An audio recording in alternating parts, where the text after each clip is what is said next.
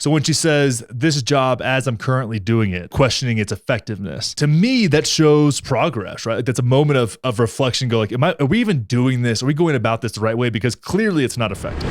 Faith in media is at an all-time low. I think it was like 7% of people or something crazy like that, close to that 10% range. Like 1 in 10 people actually have faith in our media institutions, which for me is a good thing. For many people is a good thing. And there's now more competition in the media space, which can be a good thing or a bad thing, right? Because that ends up opening up the door to people that are bad faith actors, and on both sides, right? This opens up the door for the Charlie Kirks and the Jink Ugers of the world, which are mirrors of each other in certain respects, to do their thing, right? So you've got to kind of sift through that. The path people usually go when they get into independent media, somebody hyper polarizing, and then they realize that they're being like pushed into more divisiveness and then moving towards a breaking points or something like that. I've noticed that a bunch with people that have come across my stuff. Of course, we're not nearly as big as breaking points, but I hear the same thing all the time. They came from, maybe a Tim Pool, and Tim Pool got a little crazy for them and they found me, or came from like a Young Turks and then came my direction, which is really cool. And I feel like breaking points is probably very similar, because that's how I got to breaking points, actually, was through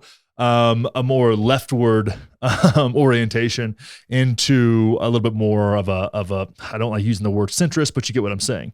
But I wanted to bring this up here. This is Katy Tur from MSNBC, and she just released a new book called Rough Draft. And I actually don't hate Katy Tur. Of all the people on MSNBC, I actually kind of like her. And I think it's because I get this vibe when I watched her, and I didn't really watch her much. I really only watched these outlets during like election coverage.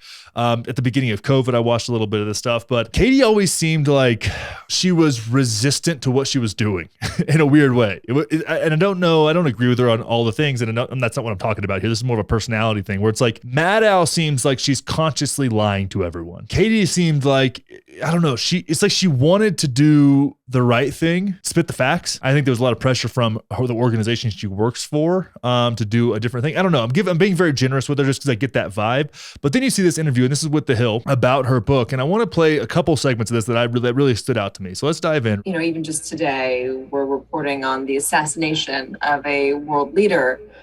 This is after Ukraine and the pandemic and the political divisions and these, nonstop mass murders that we're seeing in schools or supermarkets, 4th of July parades in this country, big intractable problems that don't seem to be getting any better. So it can be a bit demoralizing.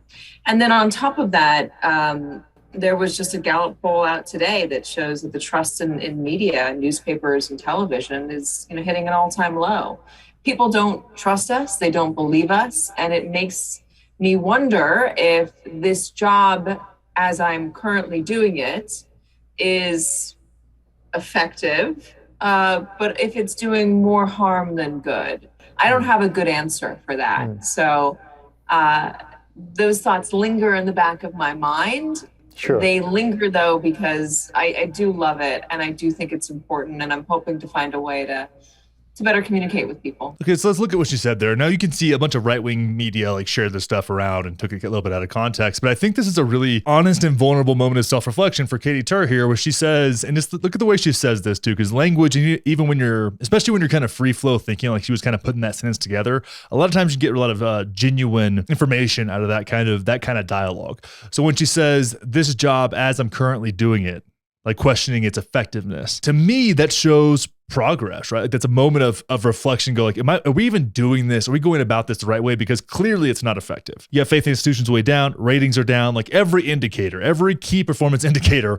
is flashing red, right? With no good. Things are going very poorly for the MSNBC, CNNs, and even the Fox Newses of the world. So when you look at that, you're like, all right, cool. So at least somebody there. Now she's the talent, right? I don't think they have that much influence on the bigger picture. So you're seeing this with CNN trying to move themselves back to kind of down the middle news, and you're seeing someone like Katy Tur challenge her own position and the utility of her own job role, which is a big thing to do. That's a challenging thing to do. I don't think that Rachel Maddow has ever done that. I think she pretends she's more effective than she is as a way to kind of bolster her own ego. So to me, this is really interesting, and I'm not taking away the same thing from it as many people are. Like this is somebody that I would like to see. I mean, in my dream world, right? We're just talking about my own little fantasies here. Split off from MSNBC and be aggressively independent, right? Like, of course, understand where your ideological bend is, and we're going to talk about, she's going to share some more about that down the road, but it's almost like the time has passed for down the middle journalism. The professional wrestling style of politics is so much more fun. Heroes and heels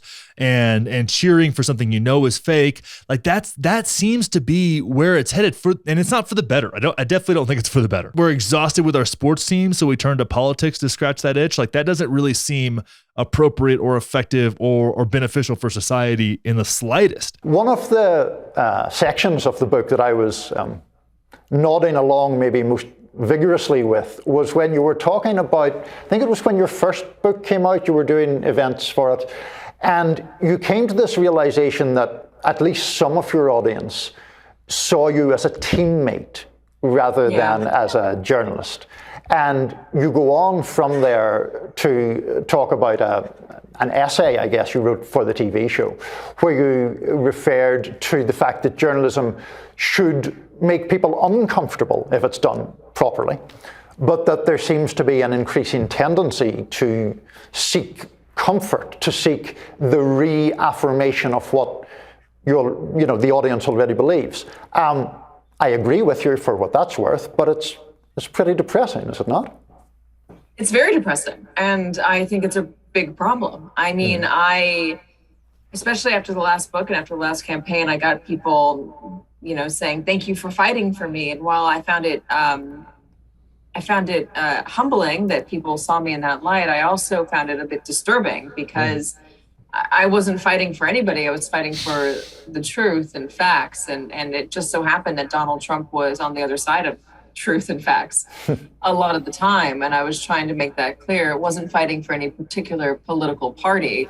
And I wanted that to be known to my viewers, that you don't want me fighting for your political party, because there might come a day where you don't agree with it any longer. Right. And you'll think, hey, I want an unbiased journalist, or I want a journalist who will be fair to both sides. And you don't want a teammate in that role. It's not good for you. It's not good for our society. It's certainly not good for our democracy. There are places where you can get that, but you should want there to be a healthy number of nonpartisan, biased toward the facts journalists out there who can tell you what's really going on without their own personal opinions intervening or getting in the way. And so I tried to make that clear, and I found it a difficult thing to convey to a lot of people out there who just felt like, the moment was so scary and so dire with Donald Trump in the presidency that